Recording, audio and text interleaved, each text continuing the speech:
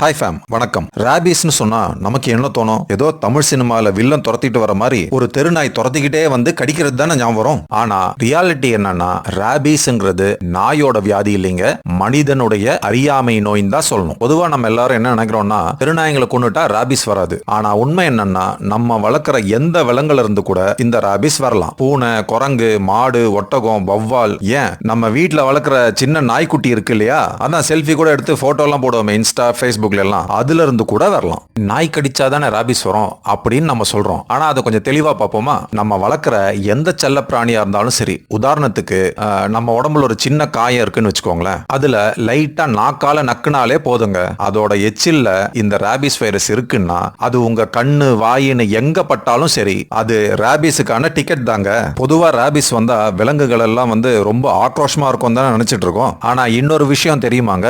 Rabies வந்தா சைலண்டா இருக்கிற விலங்குகளும் உண்டு. அதாவது குறைக்காது, சத்தம் போடாது, பைத்தியம் புடிச்ச மாதிரி நடந்துக்காது, ஸ்லோவா செத்துட்டே இருக்கும், ஆனா சைலண்டா வைரஸை ஸ்ப்ரெட் பண்ணும். சோ அது நாயோ இல்ல எந்த விலங்கோ, அதுக்கு ராபிஸ் இருந்ததுன்னா அது கத்தோன்னு எதிர்பார்க்காதீங்க. இத டம்ப் ராபிஸ் இல்லனா சைலண்ட் ராபிஸ் அப்படின்னு சொல்லுவாங்க. இது தெரியாம நாம போய் அதை தொட்டா அதே தாங்க. சரி வாங்க, இதோடைய அறிகுறிகள் என்னன்னு பார்க்கலாம். எல்லாருக்குமே தெரிஞ்சது ஹைட்ரோபோபியா, அதாவது தண்ணியை பார்த்தா பயம். அது இல்லாம பதட்டமா இருக்கிறது, பயங்கரமா கோபம் வர்றது, அப்படியே பக்கத்துல இருக்கிறவங்களை போட்டு அடிக்கிறது, குத்துறது, அப்புறம் ஒரே குழப்பத்துல இருக்கிறது, இந்த மாதிரி எல்லாம் சாதாரணமா பார்க்கலாம். இது இல்லாம இன்னொரு முக்கியமான ஒரு அறிகுறி இருக்குங்க, அதாவது போட்டோபோபியா. லைட்டா பார்க்க முடியாது. அது மனுஷனா இருந்தாலும் சரி இல்ல விலங்கா இருந்தாலும் சரி. டார்ச்ச கண்ணில் அடிச்சா இல்லன்னா லைட்டை டைரக்டா பார்க்க சொன்னா பார்க்க முடியாது. ஏன் சில பேருக்கு பக்கவாதம் கூட வரும். ஆனா டாக்டர்ஸ் அதை ஸ்ட்ரோக்னு சொல்லி மிஸ்டயக்னைஸ் பண்றாங்க. அது மட்டும் இல்லைங்க, அந்த வைரஸ் உங்க உடம்புல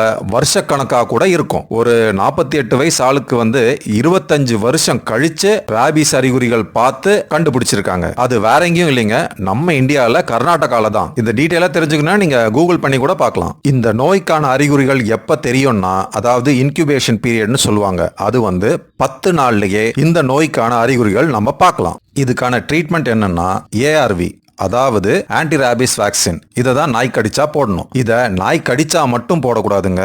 இப்ப வீட்டுக்குள்ள ஒரு வவ்வால் போனா கூட நாம அதை எடுத்துக்கணும். ஏன் ஆடு, மாடு, பூனை, குரங்குன்னு ரத்தம் வர மாதிரி பரன்னா கூட நம்ம இந்த ஏஆர்வி எடுத்துக்கணும். அப்போ 100% நமக்கு ராபிஸ் வராம தடுத்துக்கலாம். ஒரு வருஷத்துல இந்தியால பாம்பு கடியை விட 20,000 பேர் ராபிஸ்னால இறந்து போறாங்க. அதுவும் அதுல 40% குழந்தைகள் தான். இதுக்காக தெருநாயெல்லாம் கொண்டுட்டாலே போதுங்க, ராபிஸ் வராம நம்ம தடுத்துடலாம் அப்படின்னு சொல்றாங்க. ஆனா உலக நாடுகள் எல்லாம் ராபிஸ் இல்லாம பண்ணது வேக்சின் போட்டுதானே தவிர நாய்களை கொன்னு இல்ல. ரிசர்ச்சர்ஸ் எல்லாம் என்ன சொல்றாங்கன்னா, ஒரு குடியிருப்பு ஏரியால 70% நாய்களுக்கு வேக்சினேஷன் கொடுத்தா ராபிஸ் ஸ்ப்ரெட் ஆகிறத நிறுத்திடலாம்னு சொல்றாங்க.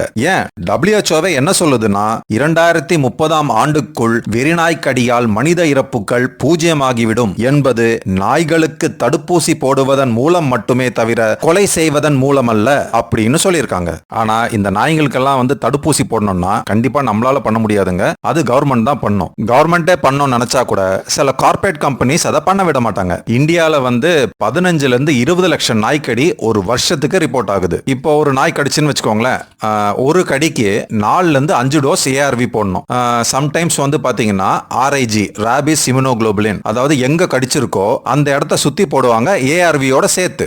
இப்போ ஒரு வயலோட ப்ரொடக்ஷன் காஸ்ட், அதாவது ஒரு பாட்டில், ஒரு ஏஆர்வி வேக்சினோட பாட்டிலோட ரேட் 50 ல இருந்து 70ன்னு வச்சுக்கோங்க ப்ரொடக்ஷன் காஸ்ட். இப்போ கவர்மெண்ட் அவங்க கிட்ட 150 ரூபாய் கொடுத்து வாங்குறாங்க. ஏன்னா கவர்மெண்ட்ல நமக்கு அந்த இன்ஜெக்ஷன் ஃப்ரீயா தானே போடுறாங்க. அதே பிரைவேட்ல போய் போட்டோம்னா மினிமம் 400 ல இருந்து 800 ரூபாய் வரைக்கும் ஆகும். சோ இந்தியால ராபிஸ் வேக்சினோட மார்க்கெட் எவ்வளவுனா 750 ல இருந்து 1000 கோடிங்க ஒரு வருஷத்துக்கு. இந்தியால 60 ல இருந்து 70 மில்லியன் டோசஸ் ஒரு வருஷத்துக்கு தயாரிக்கிறாங்க. இது மட்டும் இல்லாம இதை எக்ஸ்போர்ட் கூட பண்றாங்க. இப்போ இதுல இருந்து நீங்களே முடிவு பண்ணிக்கங்க, நாய்க்கு வேக்சின் போடுவாங்களா இல்ல கடிக்க விடுவாங்களான்னு. நன்றி.